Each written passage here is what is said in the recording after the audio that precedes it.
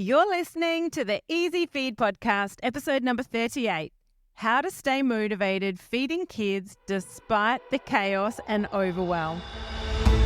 Hi there, I'm 𝐸∐𝐻𝐭𝐚, and with over 20 years experience feeding children, including my own, I've learned all the secrets that busy mums need to get their children eating better and actually enjoying healthy foods. So a huge welcome to the Easy Feed Podcast. Hi everyone, I hope you're well. I am here today to talk about something which I think hits most of us, and it kind of goes up and down in waves depending on how we're feeling with life in general, how tired we are, how stressed we are with everything else going on in life, and I guess how our kids are behaving, how many tantrums we're having to deal with, how badly they're refusing food. So our motivation levels definitely go through peaks and troughs, and I've certainly experienced this too. And that's why I am so keen on supporting and motivating fellow mums, because it's just hard. I feel that we have so many challenges, and look, play the violin strings, right? But I'm allowed to because I'm talking to fellow mums who have been in the trenches or are in the trenches, but we're just so busy these days. I feel like we work, statistically, there are more single women, single mums. Statistically, children are spending more hours in long day care or childcare extended care or with their grandparents because their parents are working. Cost of living's higher. Everything's more expensive. So we have to work more, right? But it means that we're not necessarily always there to feed our children. And what it also means is that we have less time, and everything is kind of, how can I say it? It's almost like a bit of a pressure cooker situation, I feel. And so my role is to try to help relieve some of that pressure inside the pressure cooker, because a pressure cooker situation with fussy eaters only leads to explosions and nothing gets achieved. And so even without fussy eaters, mealtimes can be hard. It can be hard to get a meal on the table. Even if it's a cheese toastie, sometimes is hard. Life is so busy. So I think it's really important to recognize that we don't always have to have it perfect. In fact, we never have to have it perfect. We just have to have some food on the table. Time poor, money, everything's more expensive now, including fruit and vegetables. In fact, the healthy stuff is more expensive. Our kids are fussier than ever, it feels like. I don't know. I wasn't around 100 years ago, but I just feel like this environment is breeding more fuzzy eaters. I feel like I'm too much of a yes mum, and I just feel like everything is more skewed now to the children having the control. And I'm certain of this in many other aspects as well, of children just being able to call the shots. So I feel like fussy eating is rife. I wouldn't say at its peak. It could be going up more. Who knows? But I feel that our busy lives, the fussy eaters, the food companies that are not helping one bit. So they're marketing to children, whether it's on buses or in between Bluey episodes, or actually I don't know if they can market in between Bluey episodes, but they certainly find their way of marketing to our children. The labeling that goes on in the supermarket drives me nuts because it's deceiving. I've been ranting about it recently. You would have heard, hopefully. I even talked about it actually on Channel 7 the other week about toddler snacks and how deceptive the marketing is on food labels and how misleading it is to parents, because there's so much added sugar in a lot of those foods, and they don't have to label it as added sugar because they get around it because they call it fruit juice concentrates and concentrated fruit paste, which are nothing like fruit.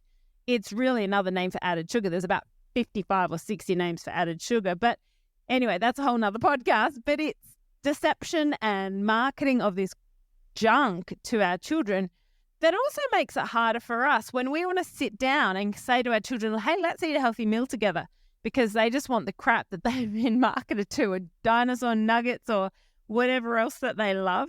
So it's really challenging for mums and dads. Like, of course, dads are there as well often. I don't mean to discount dads, because dads play a crucial role. In fact, how the dad eats can sometimes play more of a role in influencing the fuzzy eater than the mums. That's what one lot of research told us or showed us. So I think that we are in a situation which breeds stressful meal times, and we have to find a way to navigate towards more calmful, controlled meal times. And we need to put some simple but highly effective strategies in place to look after ourselves and our own mental health first and foremost, so we're not in the kitchen cooking 3 different meals and pulling our hair out because we've gone out, we've bought the ingredients, we've spent the time cooking this healthy meal for our child or our children that then gets thrown in the bin after an argument. So that's not good for our mental health. And so we need to come up with some effective strategies to manage not only just feeding kids in general, but feeding fussy eaters. And we need to have the confidence to set boundaries. And I know that this is something that I struggled with as a mum when my daughter was younger. I really struggled to set boundaries. And when I finally had the confidence to do so, she responded. Kids thrive on boundaries and knowing how far they can push us. And when we have the confidence to set those boundaries in place, they actually acknowledge and thrive with those.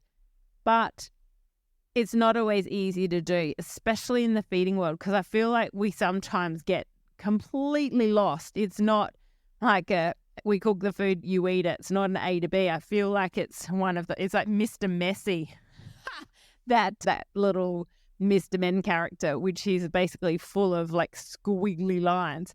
The path for a child to start eating a food is a very messy, convoluted path. Sometimes it's not, we cook the food and you eat it. How good would that be if that actually happened, when you actually just gave your child, I don't know, like a vegetable fritter and they just ate it? Could you imagine that? Some of you will hopefully be driving and going, yeah, my child does do that. And I'm like, amen to you. That's awesome. So well done, you. Actually, that's a recipe that I've recently released to my members as a red veggie fritter recipe. I was also chatting to one of the mums in my membership last night. We had a member call and she was talking about the zucchini slice that her child absolutely loved, but then reacted to because they've still got a bit of an egg allergy. Damn it. But he loved the zucchini slice, which is full of zucchini. And you can also actually pop carrots in there as well. And it's a really good source of protein, and eggs are rich in choline. So I digress, but I can't even remember where I was going with that. But anyway, let's get back to being on track with the challenges. So we've clearly know the challenges because we live and breathe them. And it's like, right, how can we come up with some strategies that are going to help us on a daily basis? So simple strategies, but that are going to give us a little bit more headspace and a little more energy, because let's be honest, we are absolutely shattered by the end of the day. And I think for me, if I start to think about what I'm cooking for dinner at 5:15 at night, it never really goes well and we end up eating late and it's really challenging. And so I encourage you to look after yourself by, on Sunday, writing out at least 3 or 4 meals for the week. And that's it. It does not have to be any more than that. 3 or 4 meals. The rest can be cheat nights or just leftovers from the fridge. Okay, so if we say you plan for 4 meals and you buy the ingredients for those 4 meals, and then the others are cheat nights, whether it's baked beans on toast, could be a fried egg in between, a bun. It could be a bowl of cereal. It could be leftover spaghetti bolognese or whatever. It could be takeaway. But if you can just have at least 3 or 4 meals written down, you've got the ingredients for those in the fridge, that is going to make your week run so much smoother. And I know that when I do that, it makes such a difference. And my kids don't love leftovers, but I'm getting better. No, I am getting better at just serving them up and saying, well, this is dinner tonight. And bad luck, right? And I know that they like it. Like if it was a dinner that they didn't like and it was a part of their test food, then I'd be like, well, that's a bit silly. I need to put it on the side of their plate. But if it's a dish that they have eaten like the night before or 2 nights before, probably wouldn't push it more than that. Then I'm like, right, well, that's dinner tonight, because it's not always possible to have a freshly cooked meal. And I don't think we should expect to do that. And our family shouldn't expect us to do that either. So that leads me on to expectation. So we've talked about menu planning, and then I want to move on to expectation, because I think that some of us, not all of us, but some of us still really set the bar way too high for ourselves. And it only sets us up for failure. It makes us compare ourselves to others. It makes us feel like we're never doing enough. It makes us feel like failures for our children when they don't eat well. It doesn't serve us at all.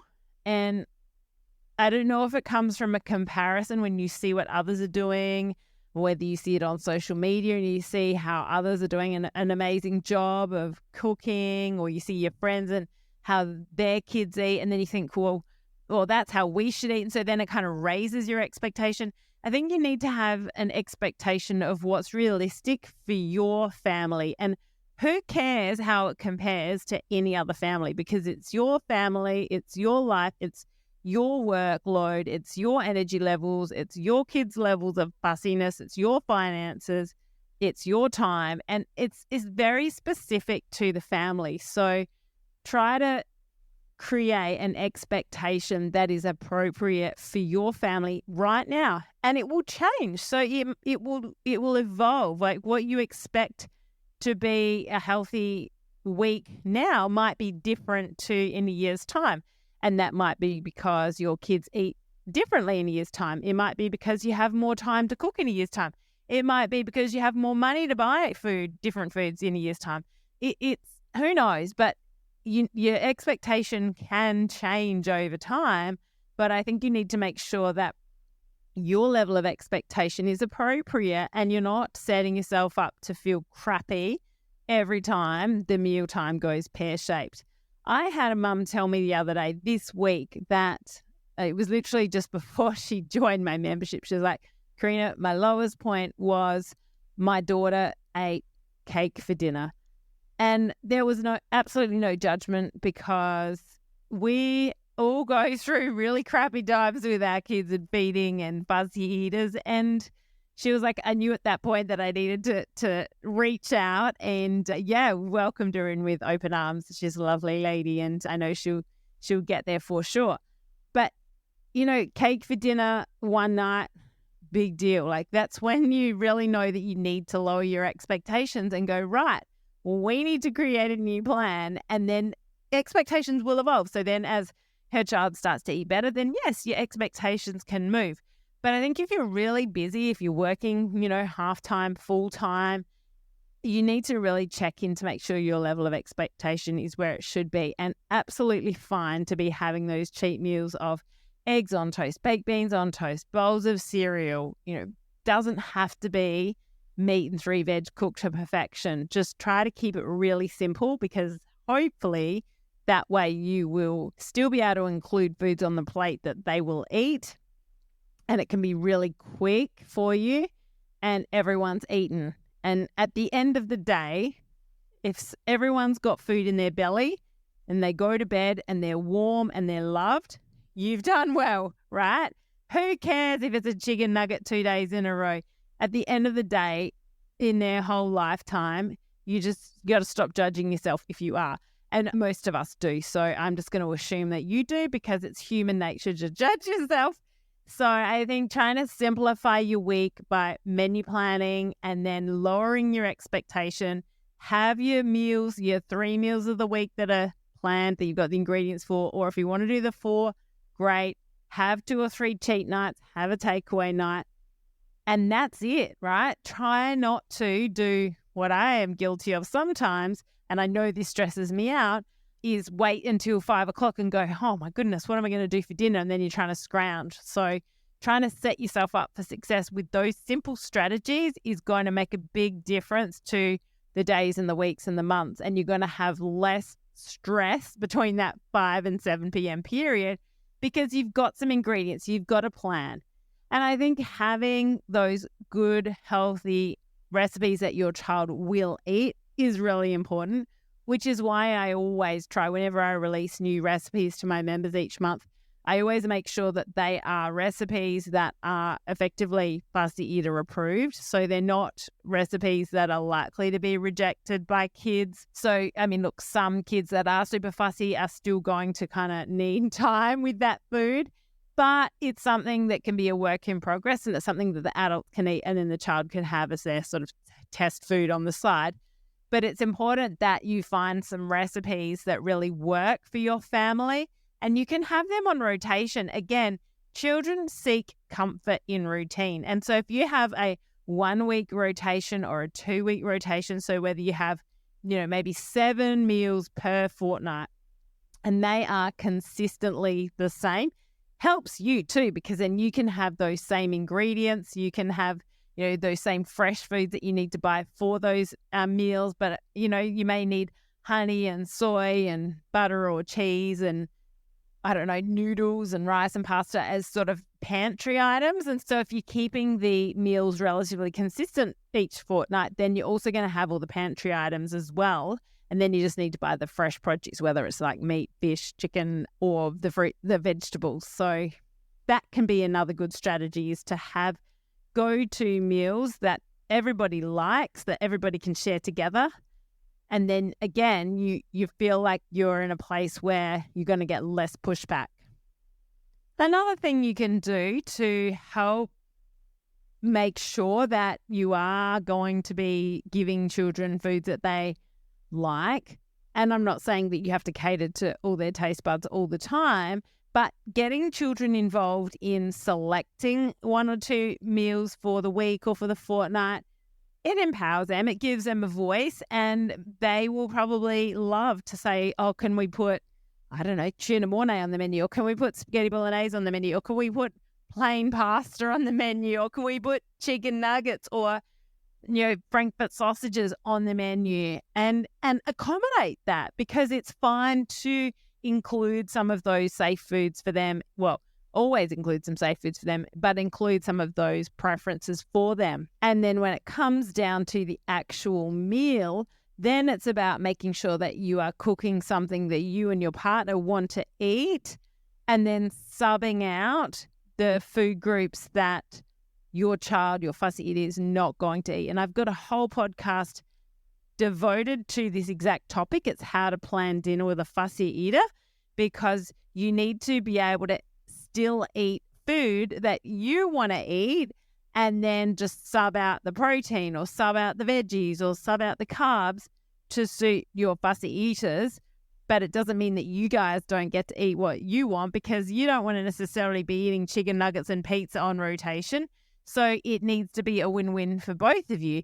And when they see you eating that healthy food and enjoying it, that's going to subconsciously plant seeds and mean that they will eventually like to eat it too.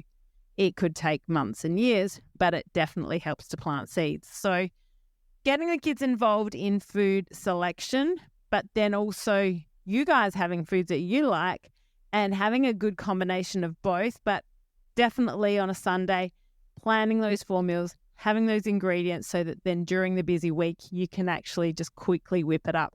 But having those good recipes, and look, if you want recipes, I've got them all in my membership for you, and it's easy to access. It's like recipe website, password protected. You just log in, you pick your recipes, and you work out which ones are best for your family. But it's a really good, easy way just to have those go-to, whether it's a homemade sausage roll or honey soy chicken or a fried rice, or your children may be still at the deconstructed stage, and all these recipes, apart from the sausage roll, allow for that deconstructed approach. So the fried rice does, the stir fry does, pretty much all of those main courses allow for that deconstructed approach, which fussy eaters often need. Okay, so the next thing I think we can do, we can offer ourselves to help get through meal times every night, every week, every month, is create a really effective feeding environment. And what I mean by that is we need the home feeding environment to be set up for success with feeding kids. So that means that the family eats together, or at least one adult eats with the children.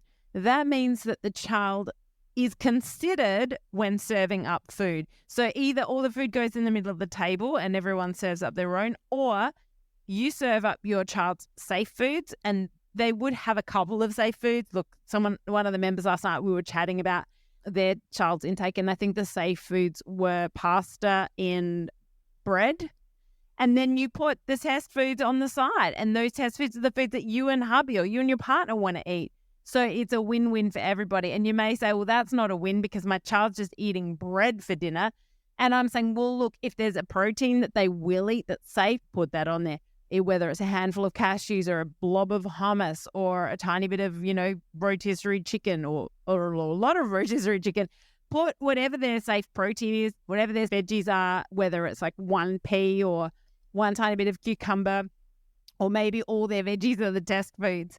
But you just need to try to have something for them and then your meal, and they get some of your meal as well. And that is what I call an effective mealtime plan.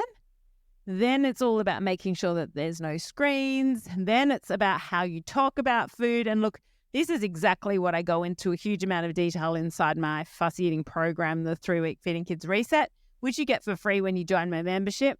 And that whole feeding environment is absolutely crucial over the weeks and months and years to your child becoming a competent eater. Because the number of stories that you hear about kids being bribed or held down and food shoved in their mouth, it's horrifying, and it's only setting them up to hate mealtimes, to grow up resenting being made to eat green soggy beans or mushy broccoli or whatever it might be. So we really need to be mindful. We've got this beautiful opportunity to create and shape our children's relationship with food now, and their love for food. And we really want to make the most of shaping their love for food. And let's be honest, a happy mealtime environment where your child has something that they like to eat and you've got something that you like to eat is going to be much less stressful than arguing over them trying to take one mouthful of broccoli for 55 minutes and then stressing, fighting, them not even eating it anyway, and then it going in the bin and then getting frustrated and you getting frustrated. Okay, I've got 2 more for you. 2 more ways that we can stay motivated feeding kids despite a chaotic and overwhelming life. So we've already talked about trying to menu plan a little more on the weekends. We've already talked about trying to lower our expectations, not compare, not judge yourself, just trying to cut yourself some slack. We've talked about involving the children a little more in the planning. We've talked about being considerate of their choices, but also choosing what you want to eat and how we can accommodate that. Okay, so the next thing I want to talk about is how we view what our children eat. And I was again talking about this with one of the mums in my membership a couple of days ago who in the private Facebook group, she was sharing how she was feeling quite defeated and frustrated about how her child just wasn't progressing as quickly as she liked. And interestingly, she posted this post and then actually a lie. She posted it late last week and then just before our live call, which was yesterday, she actually then reposted, and I'm going to read that out. I'm going to actually jump into the Facebook group now and I'm going to read it out, and I'm sure she won't mind me sharing her name. Mandy, she said, "Hello, lovely mums. I might not be able to attend tonight's call, so I will share some good news here in case I miss it." So what we actually did, before I continue reading, when she was sharing how frustrated she was and how, she was struggling to stay motivated and struggling just to get him to eat anything different, I said to her, right, let's get you to write out every single thing he eats. And then in our member email that I send out every Monday, I said to all of my members, I said, right, here is a bit of a checklist. Let's go through each food group and try and tick off how many in each food group your child is consuming. And remember, it's across the day and the week. It's not just for that meal, because I like to think about it as a nutritionally balanced week, not a nutritionally balanced meal or day. So she ended up doing that. And she reported back and said that her son is now eating at least 2 foods from each of the 5 food groups, ! He's not eating from the 5 food groups every single day, but he is moving in the right direction. So his iron is ever so slowly creeping up. He is more energetic, which I put down to him finally getting all the goodies that he needs. Hope you've all had a great month. So that was the message that she popped in the group once she had gone through her child's intake and actually wrote it all down and looked at what they were getting from each food group. And I think this is a really great strategy to try to help keep the motivation going when you actually write it down and you go, oh, it's actually not as bad as I thought. Or sometimes it's the opposite, and that's where you need to head to my website and join my membership. And actually, if you are interested, I'll tell you the website. It's nourishwithkarina.com/membership. And that's where you can find all the details about how to join.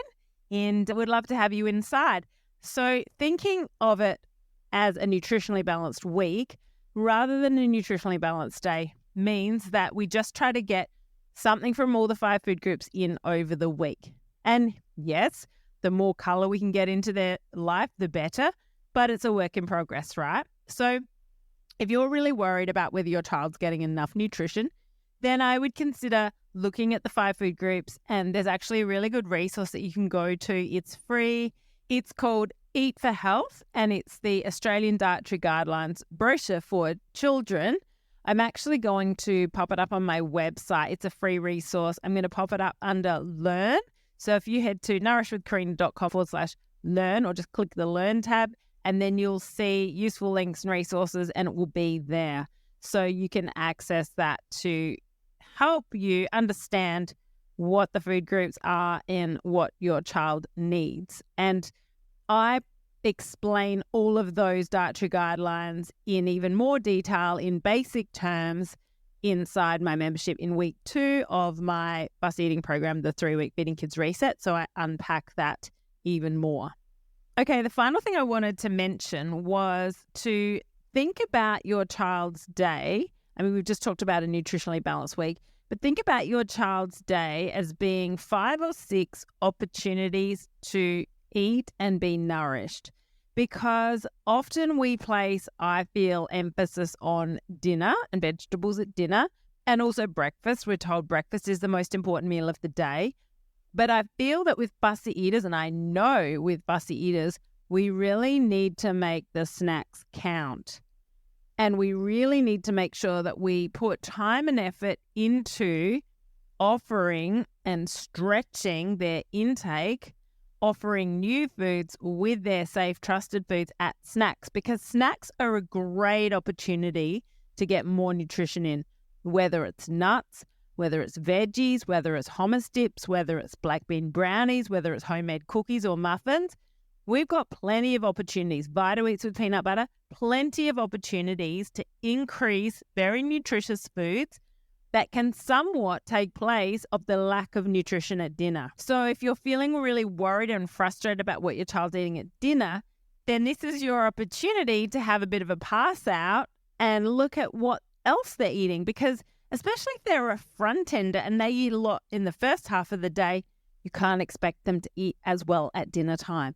Some kids are back enders and they do eat a lot more at dinner time. So it's really child specific. As I said, it's very much family specific, and you need to have expectations based on your family circumstance.